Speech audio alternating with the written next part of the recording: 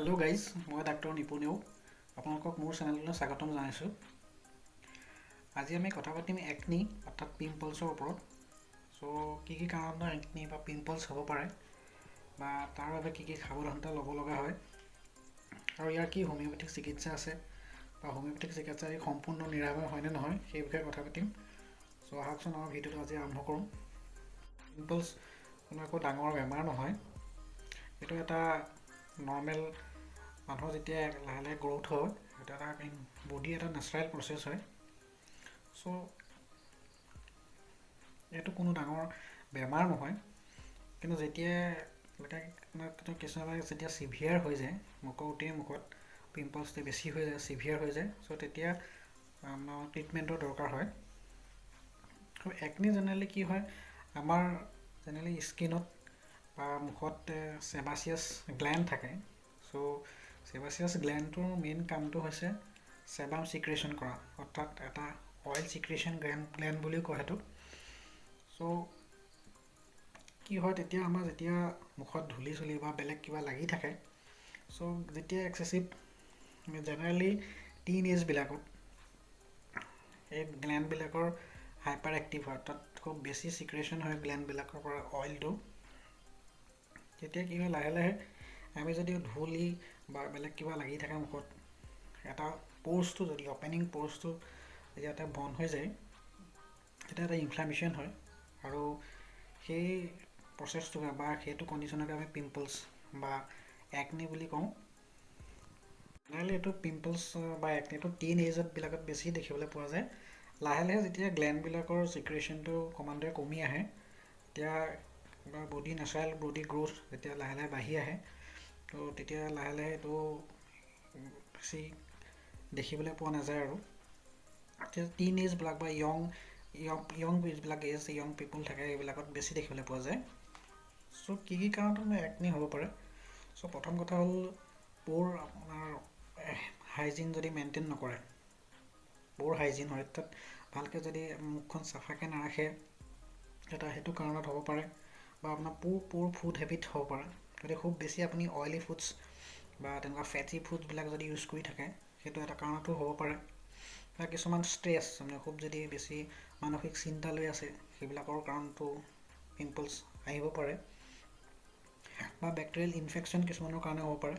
আপুনি ৰাতি সদায় শুৱে, সেই পিলো কভাৰটো সদায় ধুব, কাৰণ আপোনাৰ যদি তাত মূৰত কিছুমানে অইল ইউজ কৰে, তাত আপুনি ৰাতি শুওঁতে লাগিব, তাত আপুনি শুব, আপোনাৰ তেনেকৈও এটা বেক্টেৰিয়েল ইনফেকশ্যন হ'ব পাৰে। বা নেচাৰেল হৰম'নেল ইমবেলেঞ্চৰ কাৰণেও হ'ব পাৰে। আমাৰ লাহে লাহে বডিত কি হয়, কিছুমান এণ্ডক্ৰাইন গ্লেণ্ড থাকে, সেই গ্লেণ্ডবিলাকৰ পৰা কিছুমান আপোনাৰ হৰম'নেল চিক্ৰেশ্যন হয়। হৰম'নেল চিক্ৰেশ্যনবিলাক যেতিয়া ইমবেলেঞ্চ হ'ব, তেতিয়াও আপোনাৰ এটা ষ্ট্ৰেছ পিম্পলছ হোৱাৰ চান্স থাকিব পাৰে। ইয়াৰ লক্ষণ কি থাকিব পাৰে?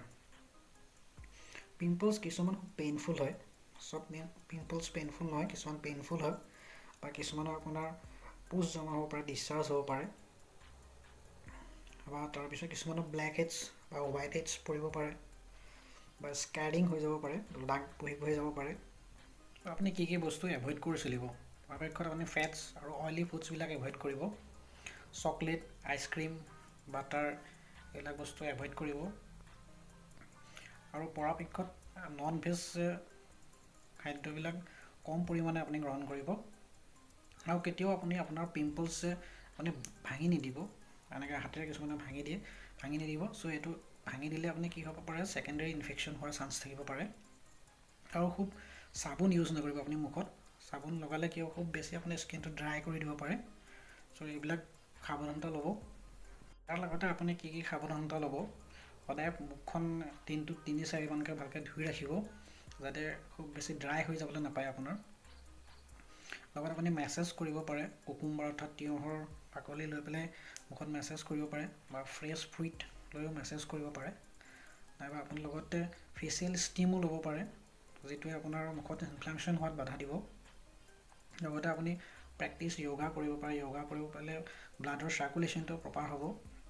ফ্ৰেছ ফ্ৰুইটছ খাব, ক'ক'নাট ৱাটাৰ, নাৰিকলৰ পানীটো খাব পাৰে।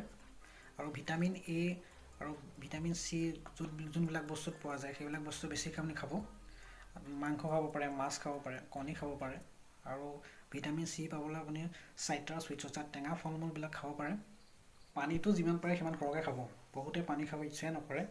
পানীটো আপুনি যিমান পাৰে সিমান সৰহকৈ খাব, এতিয়া স্কিনটো আপোনাৰ ভাল হৈ থাকিব।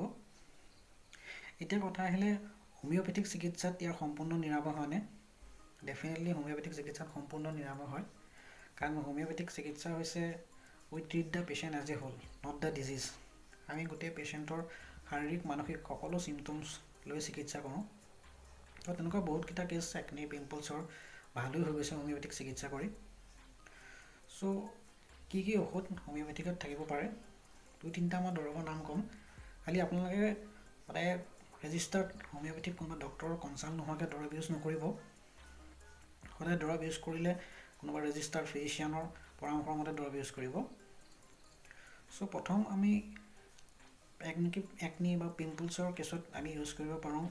যদি আপোনাৰ পিম্পলছবিলাক পেইনফুল হয়, খুব বেছি যদি পেইন থাকে বা পুজ জমা নিচিনা হয়, ডিছচাৰ্জ হৈ থাকে, তেতিয়া আমি হিপাৰ ছালফাৰ ইউজ কৰিব পাৰোঁ।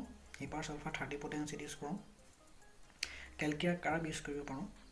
আমি দ্বিতীয়তে ইউজ কৰিব পাৰোঁ পালচাটিলা ইউজ কৰিব পাৰোঁ। পালচাটিলাও ছেইম 30 পটেনচিত ইউজ কৰিব পাৰোঁ। যদি পেচেণ্টৰ পানী পিয়াহটো খুব কম হয় বা তাৰ লগত যদি কিছুমান মেন্সৰ প্ৰব্লেম থাকে, মাহেকীয়াৰ কিছুমান যদি প্ৰব্লেম থাকে, তেনেকুৱা ক্ষেত্ৰত আমি পালচাটিলা ইউজ কৰিব পাৰোঁ।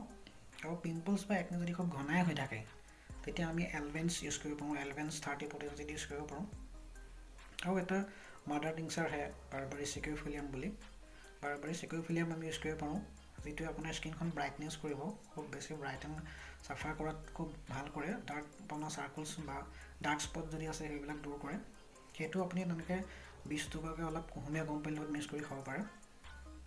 আৰু এটা কছমেটিক্স আহে একুইপ্লাছ বুলি, সেইটো আপুনি হোল নাইট ৰাতি ভালকৈ মুখখন চাফাকৈ ধুই লগাই থৈ ৰাতিপুৱা আকৌ মুখখন ধুব পাৰে ভালকৈ। সেইবিলাক নিশ্চয় এইবিলাক কৰিলে আপোনাৰ সুফল পাব। কিন্তু সদায় যিবিলাক দৰৱৰ নাম ক'লোঁ হোমিঅ'পেথিক ডক্টৰৰ পৰামৰ্শ লৈহে ইউজ কৰিব। চ' আশা কৰোঁ আজি ভিডিঅ' চাই আপোনালোকে অলপ কিবা এটা একনি আৰু পিম্পলছৰ ওপৰত বুজি পালে বা শিকিলে। যদি ভিডিঅ'টো চাই ভাল পালে এটা লাইক কৰিব আৰু চেনেলটো ছাবস্ক্ৰাইব কৰিবলৈ নাপাহৰিব। আৰু এটা নতুন ভিডিঅ' লৈ আপোনালোকৰ মাজলৈ আহিম। ধন্যবাদ।